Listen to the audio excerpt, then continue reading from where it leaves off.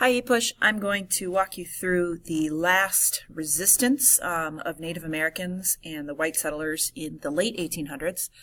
Just kind of letting you know, this is not a fun, uplifting topic to look at. It's profoundly tragic and pretty sad and depressing. We still got to look at it, though, and we need to think about what this means for us today.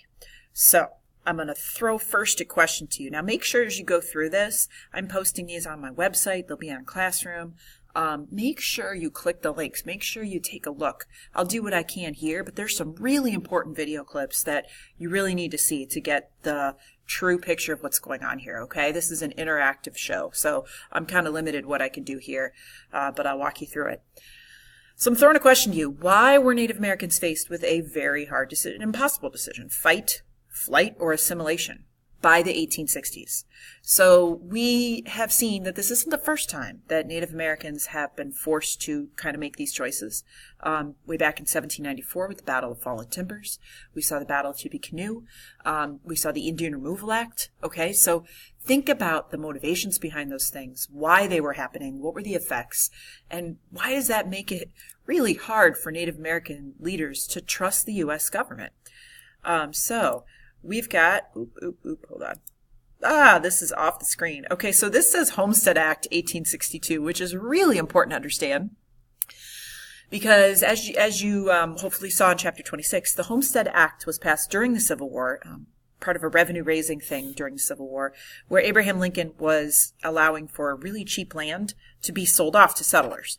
And so this is what really started a flood of settlers to the Great Plains. Okay, so because of that, one thing is going to lead to another. We're going to walk you through all of these major events until we get to the sort of symbolic last battle. I mean, we can't even really call this a battle, guys.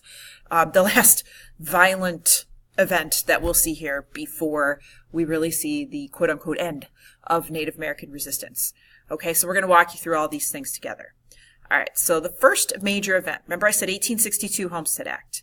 We're going to see, needless to say, a lot of Native Americans were not happy about the fact that land that had been promised to them by treaties was now, those treaties were being violated, and they had people coming out. So this is where we're going to see. From the Native American perspective, this is absolutely defensive, okay? From the American settler perspective, this is savages being savage. So it really, the way these things are recorded, the way these things are publicized, it has a lot to do with how public opinion is going to shift. So the Sand Creek Massacre, a little background on that. Annuities were these payments that were supposed to go to Native American leaders in exchange for the land that was getting essentially taken away from them, okay? But remember we talked about the corruption post-Civil War. These annuities are not being paid. They're just not. There's corruption, there's bribery. And so one U.S. Indian officer, Andrew Myrick, said, "So far as I am concerned, if they are hungry, let them eat grass or their own dung." So if you click on this, you'll see what ended up happening to Myrick. It doesn't end up well for him. And you can see here is the letter that he wrote there. On August 18th, at the start of the U.S.-Dakota War, Myrick was killed while trying to run away from the lower agency, one of the first whites to die. Stories say he was found with grass stuffed in his mouth. So, let's take a look then at what this means for Sand Creek. So the Sand Creek Massacre, and what we're going to see is, again, you guys, it's still hard to tell what happened here. Records are sketchy, right? We've talked about this before. When something bad happens, especially something that breaks protocol or possibly breaks laws, people don't tend to write that down. They don't record that part of it. So this is where we're trying to make the best we can from the resources we have. What we do know is that the Sand Creek Massacre happened. We know the government is shut down currently when I'm recording this. We do know the Sand Creek Massacre happened. And you can see 675 cavalrymen, November 29th, 1864, changed the course of history. And what happens is we know that the order was given to open fire on the Native Americans who had arrived at Sand Creek with the impression that they were going to be safe.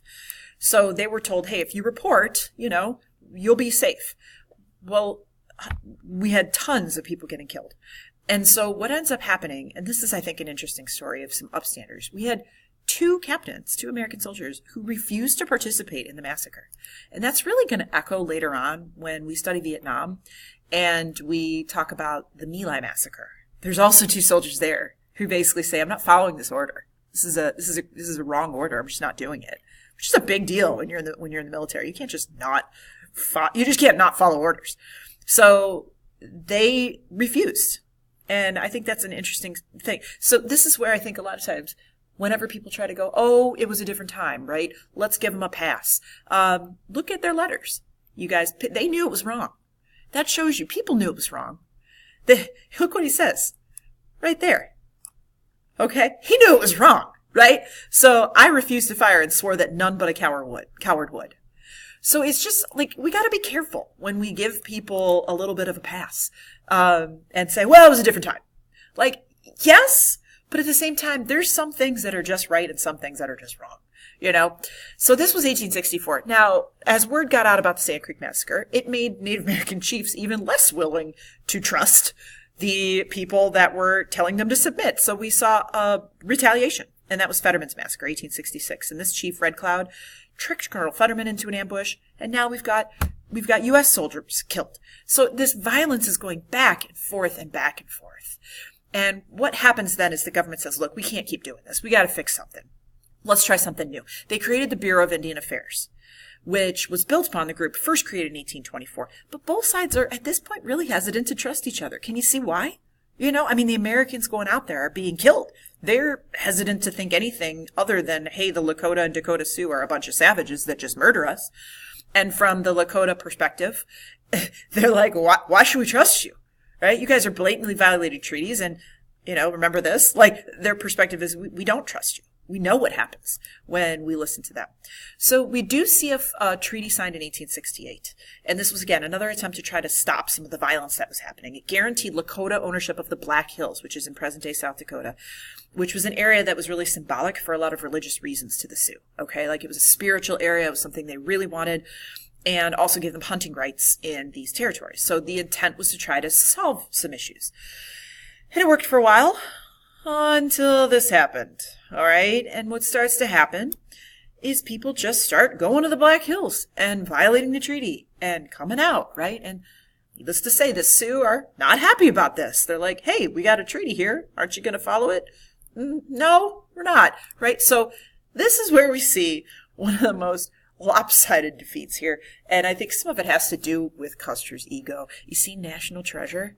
Yeah, he's in there. So we have in 1876, I think it's Owen Wilson that plays him. I'm going to have to look that up. Anyway, I digress. 1876, you've got a lot of these guys that are going out to the plains are Civil War veterans. Okay? They're Civil War veterans. Civil War's over, right? They're being sent out to the plains.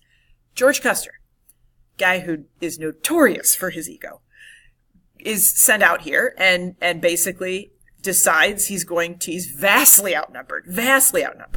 He's got, as your book's telling you here, somewhere about 250 officers that are going to be completely wiped out by a force of 2,500 well-armed warriors of the Arapaho and Sioux and Cheyenne Nation. Okay, like, we can't forget that these are fierce warriors and who were fighting for their way of life. I don't know why George Custer would be like, we're outnumbered, 7-1. Yeah, we can take them. Like, no, horrible decision, okay? Custer is killed. All of his men are killed. It's a bloodbath. I mean, it is a massacre. And so I'm not going to click on these here, but I want you to. Look at the Lakota chief eyewitness account and look at what's being reported in the American press, you guys. What gets reported in the American press is not that anyone was violating any treaty, right? Which is what they said started this whole thing. What gets reported is the disembowelment and the murder of the U.S. soldiers. And that is going to shape public opinion. So it's a huge victory for the Lakota, but you could also argue they win the battle, but they're going to lose the war because of the shaping of public opinion. All right?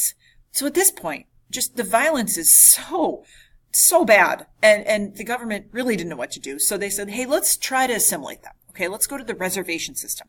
They passed something called the Dawes Severalty Act, and it tried to make the Native Americans, quote unquote, like the Americans on the plains. So it really tried to make Native Americans into the farmers. It basically was a homestead act for the Indians.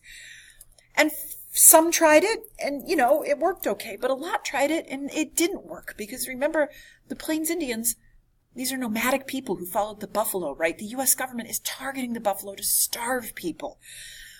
There's still a lot of distrust, or just, hey, this isn't my culture. This isn't what I want to do. Like, if someone was like, hey, Mrs. Zimnick, we have a great idea for you.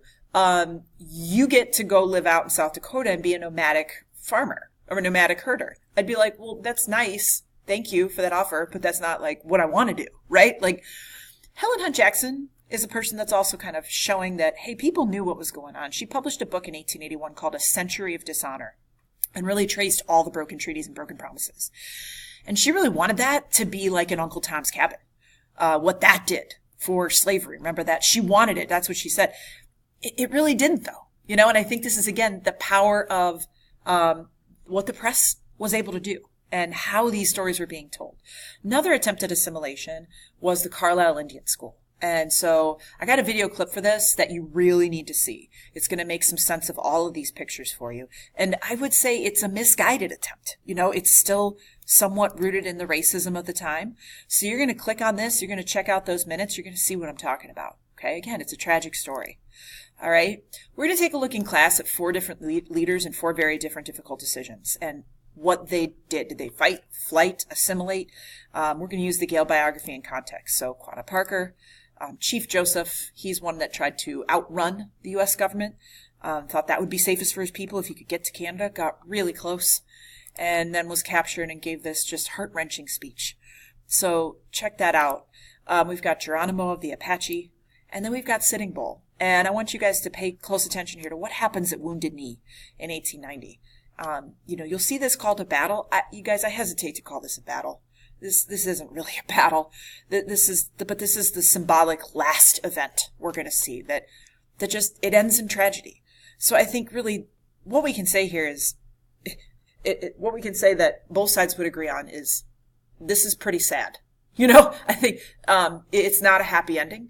At this moment, I don't know how it ends differently. Like, you know, you think about Manifest Destiny, think about the overwhelming desire to go sea to shine and sea that we saw starting in the really 1820s and 30s. And post-Civil War, we see this idea of expansion. We're going to see in our next unit go overseas to colonies. I don't know how the story ends differently, but it doesn't make it any less sad. And so I want us to think about trying to make some connections to today, okay, and why we still see echoes of the mistrust and the anger. Okay, from everything from mascots, and here in Cleveland, this is one that comes up quite often. This is the first year that Chief Wahoo will be phased out. We'll talk about that. You know, we'll talk about, is this a good representation? And given the context, that's what I want you guys to understand, given the historical context here.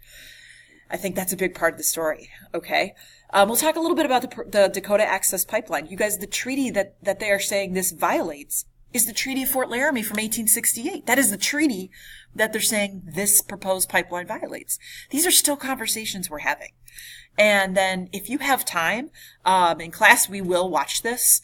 It's definitely, it brings up some interesting stuff about today, about what has been left over from this. Like, our Native American reservations today, you guys, are areas where there's a high rate of poverty. Diseases like tuberculosis run rampant. One of the highest school dropout rates. And it's something that I think it's easy for us to forget living in Northeast Ohio because we don't see this.